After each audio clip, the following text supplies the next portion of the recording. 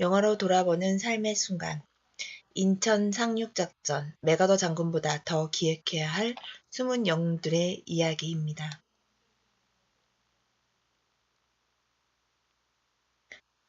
영화 인천 상륙작전은 평론할 영화가 아니라 우리가 알아야 하는 대한민국의 과거사를 담은 영화로 기억되어야 합니다. 1950년 6월 25일 북한의 기습 남침으로 불과 사흘 만에 서울이 함락되고 낙동강 지역을 제외한 한반도 전역을 빼앗기게 되는 대한민국. 이 상황에서 국제연합군 최고사령관 맥아더는 모두의 반대 속에 인천 상륙작전을 계획합니다.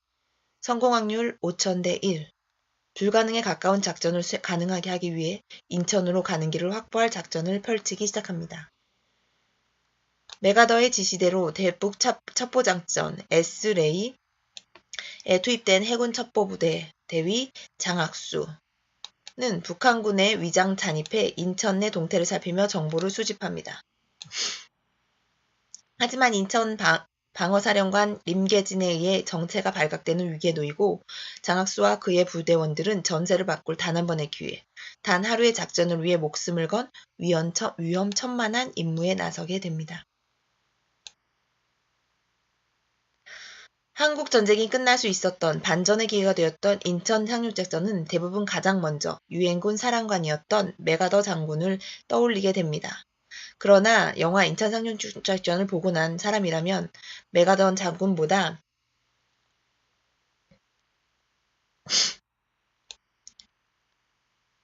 그 작전이 성공하기까지 숨은 영웅들이 떠오르게 될 것입니다. 바로 가능성 5000대 1이라는 확률에 도전했던 맥아더보다 더 낮은 확률로 작은 작전들을 숨어서 해냈던 해군 첩보부대원들과 켈로 부대원들입니다.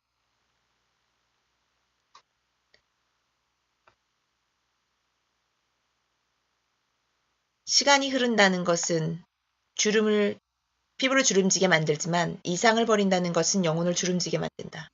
사람은 나이만 늙지 않는다. 이상이 사라질 때 늙는다.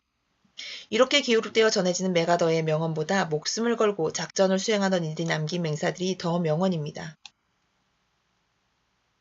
단 한 명만 살아남더라도 반드시 해야 할 일이다. 극중 장학수가 하는 이 말은 목숨을 걸고 작전을 성공시키겠다는 의지를 담고 있는 명대사입니다.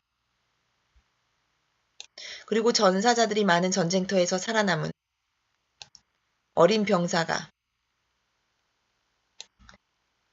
하는 대사는 이 나라에 평화가 올 수밖에 없었던 이유를 설명해 주는 것 같습니다.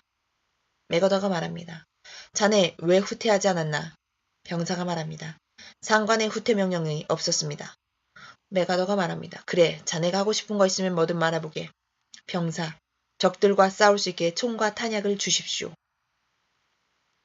어린 학도병의 모습이지만 자신의 목숨을 걸고 다시 적들과 싸우겠다고 다짐하는 모습은 애국심이란 거창한 단어를 떠오르게 합니다. 그리고 사랑하는 가족에 대한 마음을 담았던 마지막 장학수의 대사는 평화를 지켜냈고 평화를 유지하고 있는 힘이 어디에서 나오는지 알 수 있게 해주는 명대사 중 명대사입니다.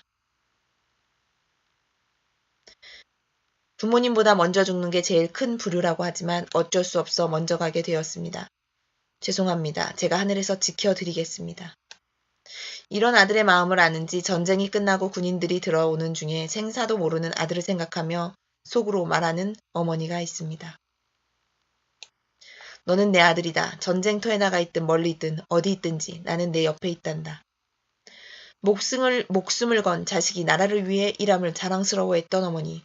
먼저 세상을 떠나면서도 하늘에서도 가족을 지키겠다는 아들. 이런 마음이 모여 지금의 평화를 만들어냈던 것 같습니다. 우리의 과거사의 큰 축을 보는 것 같은 혹은 다큐멘터리를 보는 것 같은 영화 인천 상륙작전은 우리가 기억해야 할 숨은 영웅들의 이야기를 펼쳐놓은 영화입니다. 이런 영화를 어떻게 평가할 수 있을까요? 단 한 번의 작전을 위하여 단 하나뿐인 목숨을 바친 분들, 그렇게 조국을 지킨 영웅들과 가족들에게 이 영화를 바칩니다. 감동의 마지막 자막이 자꾸 떠오르는 영화입니다.